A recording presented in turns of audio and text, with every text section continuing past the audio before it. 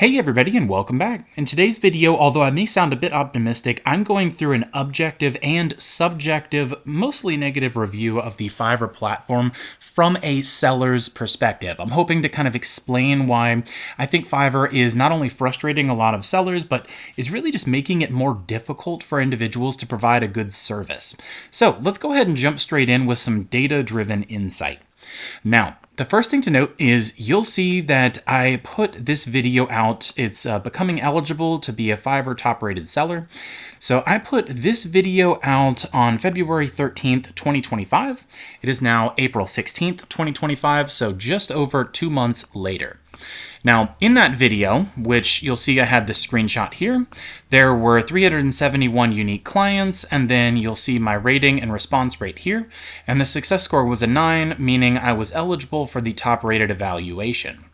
Now, I was eligible for, I want to say, just over a month and a half, and then I had my success score drop.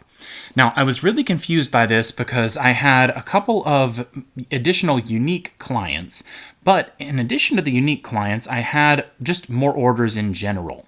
So that means I also had repeat business. Now, you'll note that the response rate and the rating are the same, and in this time period, I had no negative reviews.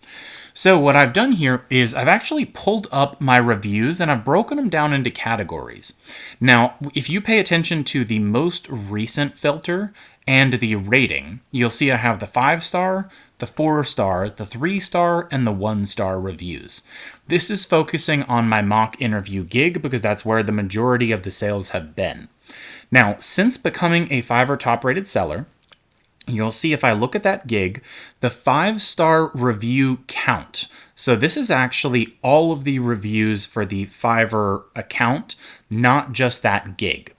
Now I focused on 5-star first. So you'll see that the most recent is 2 weeks ago. Now I've hidden the name just to allow a little bit of anonymization here. But basically 2 weeks ago, I had at least one 5-star review. And there were actually more than that, but I'm just trying to make this point here.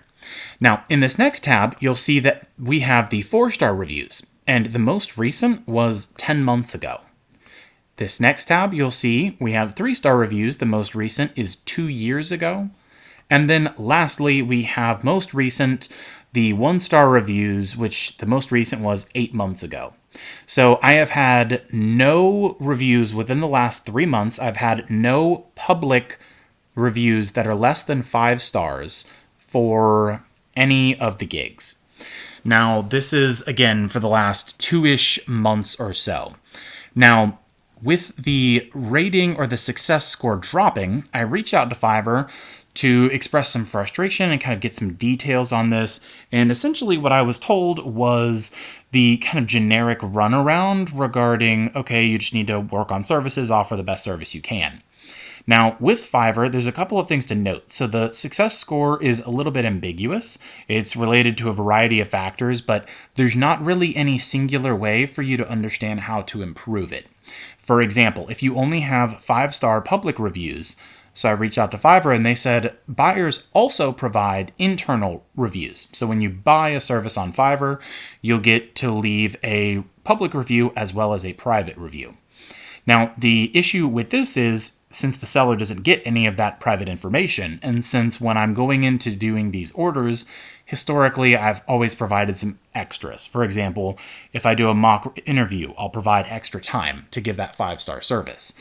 So it's difficult to know, especially if you have a 2-month span and the success score could potentially lag who knows how long.